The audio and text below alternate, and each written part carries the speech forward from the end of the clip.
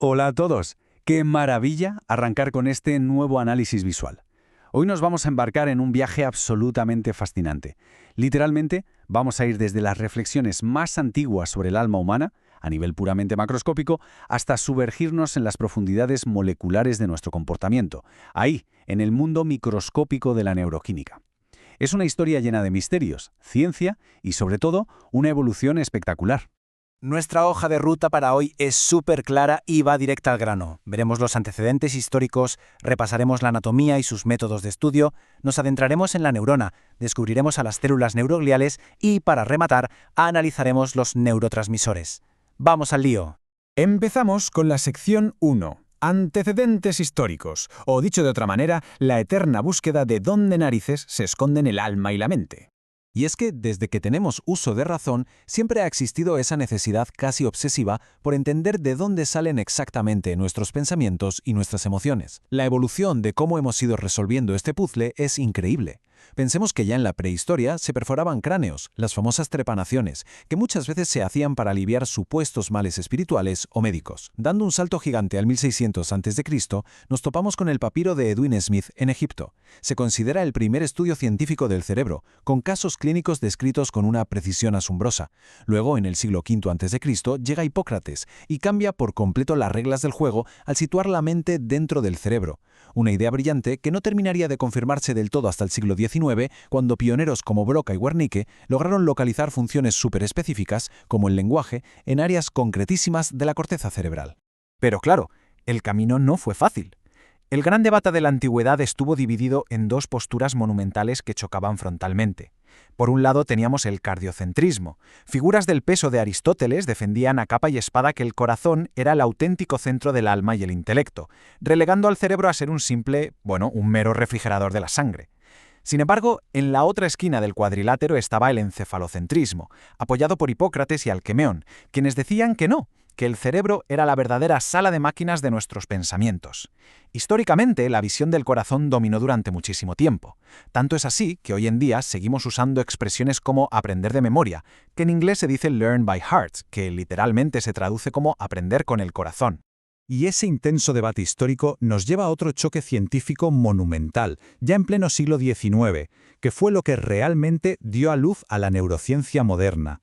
Por una parte, la teoría reticular de Camillo Golgi, que sostenía que el sistema nervioso era una red única, continua, como una gigantesca tubería sin divisiones. Y frente a esto surge la doctrina neuronal de nuestro genial premio Nobel, Santiago Ramón y Cajal.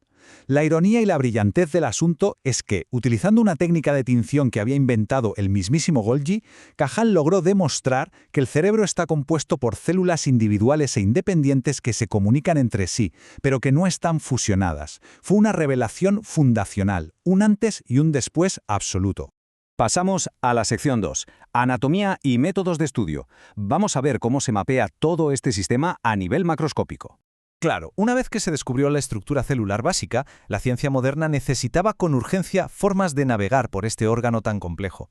Aquí, la clave es entender cómo la anatomía corta, por así decirlo, el cerebro para poder estudiarlo en profundidad. Los especialistas utilizan una especie de cuadrícula tridimensional. Tenemos el plano frontal o coronal, que separa la parte delantera de la trasera, el plano sagital, que divide el lado izquierdo del derecho, y el plano transversal, que hace un corte separando la parte superior de la inferior. Esta es la cuadrícula maestra que nos permite movernos y mapear de manera precisa todo el sistema nervioso central. Y para leer ese mapa y ver qué está pasando realmente ahí dentro, existe un arsenal tecnológico impresionante, dividido en tres grandes grupos. Primero, los métodos electrofisiológicos, como el electroencefalograma, que miden pura y dura actividad eléctrica y ondas cerebrales. Es como escuchar los cables de una máquina. Luego está la neuroimagen, como los escáneres PET o la resonancia magnética, que son una maravilla porque nos permiten visualizar estructuras, detectar posibles tumores y ver la actividad en tiempo real. Y por último, pero no menos importante, los métodos conductuales, que a través de observación y pruebas psicológicas analizan cómo se traduce toda esa compleja biología profunda en nuestras respuestas y emociones del día a día. Pero bueno, llegados a este punto, viendo cómo escaneamos la superficie y entendemos la imagen general, toca hacerse la gran pregunta: ¿cuál es el ladrillo fundamental, esa pieza microscópica que hace posible absolutamente toda esta enorme actividad macroscópica? Y la respuesta nos lleva a la sección 3, la neurona, la unidad básica y la indiscutible estrella del cerebro. La neurona es la actriz principal. Sin ella, literalmente, no habría ningún proceso en el sistema nervioso, nada. Y la forma en que la información fluye por esta célula es un proceso de lo más metódico y elegante. Funciona así.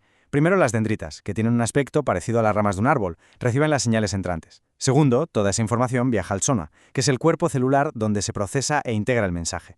Tercero, el impulso sale disparado a través del axón, que actúa como el gran cable conductor de la neurona. Y cuarto, llega a la terminal axónica, que es el punto exacto donde se conecta y pasa el mensaje a la siguiente célula. Es un circuito eléctrico diseñado a la perfección. Eso sí, hay que tener en cuenta que no todas las neuronas son iguales. De hecho, se clasifican de varias formas. Si miramos su morfología, es decir, su forma, pueden ser unipolares, bipolares o multipolares. Pero si miramos su fisiología, o sea, lo que hacen, tenemos las sensitivas, que se encargan de captar los estímulos del exterior, las interneuronas, que son los puentes esenciales para la comunicación dentro de la red, y las motoras, que son las que llevan las órdenes directas de acción y movimiento a los músculos. Y un detalle absolutamente crucial para acelerar toda esta comunicación son las vainas de mielina.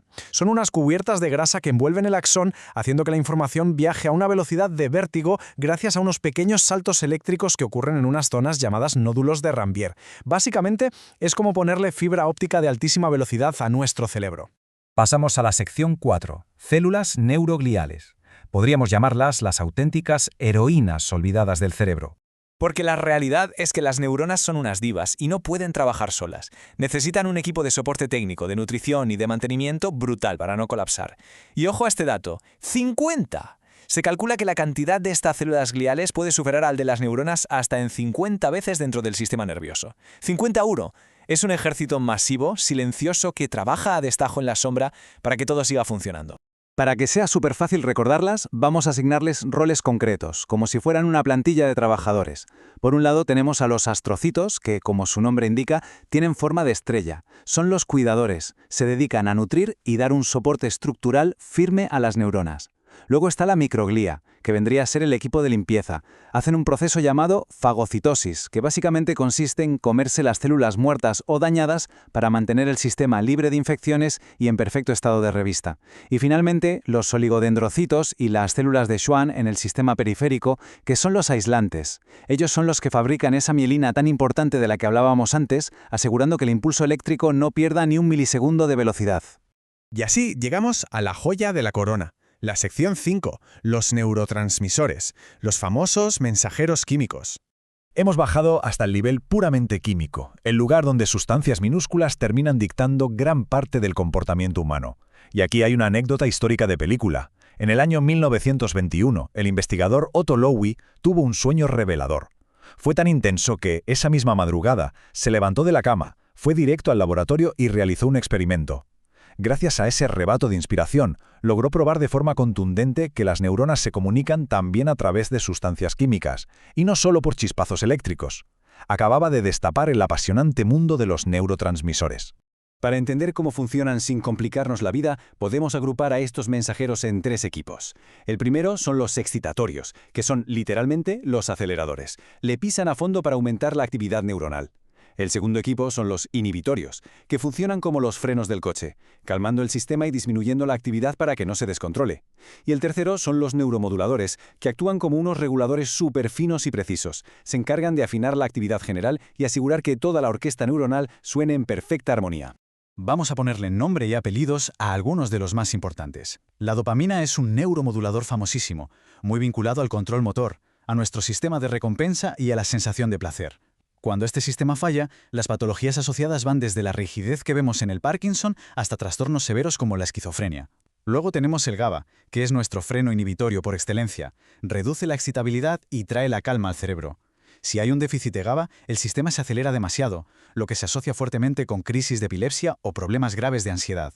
Y en el otro extremo está el glutamato, el gran acelerador excitatorio. Es absolutamente crucial para consolidar la memoria y el aprendizaje diario, pero cuidado, porque en niveles extremos de toxicidad está muy ligado al desarrollo de enfermedades como el Alzheimer. Completando este mapa químico imprescindible tenemos la serotonina. Es un transmisor excitatorio clave en la regulación de nuestro estado de ánimo, los ciclos de sueño y hasta el apetito. Cuando la serotonina se desequilibra, se abre la puerta a problemas enormes como la depresión clínica o el insomnio crónico. Por otro lado está la acetilcolina, un neuromodulador vital para mover los músculos, razonar lógicamente y tomar decisiones. Si falta, los síntomas son la pérdida de memoria y una desorientación profunda. Y, cómo no, la adrenalina. Pura y dura excitación. Es el químico que prepara el cuerpo para luchar o salir corriendo ante un peligro inminente. El problema es que, si el sistema mantiene la adrenalina disparada constantemente, condenamos a nuestro organismo al estrés continuo, la hipertensión y la ansiedad. Queda clarísimo que todo nuestro bienestar físico y mental depende de que este cóctel microscópico esté perfectamente equilibrado. Fijaos en todo lo que hemos recorrido, desde los albores de la civilización hasta la química más diminuta y oculta de nuestra cabeza. Para ir poniendo el broche final, resulta casi poético volver atrás y recordar las sabias palabras atribuidas a Hipócrates en la antigua Grecia. Él decía: los hombres deben saber que del cerebro, y solo del cerebro, surgen nuestros placeres, alegrías, risas y bromas, así como nuestras tristezas, dolores, penas y lágrimas. Una intuición monumental expresada hace milenios que hoy en día, a través de la lente de nuestros microscopios y laboratorios más avanzados, vemos confirmada letra por letra. Y con toda esta inmensa red y toda esta química desplegada ante nosotros, creo que nos queda una pregunta final fantástica para darle vueltas en la cabeza. Teniendo en cuenta la velocidad vertiginosa a la que avanza hoy la investigación, ¿cómo moldeará nuestra comprensión cada vez más profunda de estas señales químicas microscópicas el futuro de la propia conciencia humana? Ha sido un absoluto placer compartir este análisis visual. Que la curiosidad nunca decaiga y nos vemos en la próxima.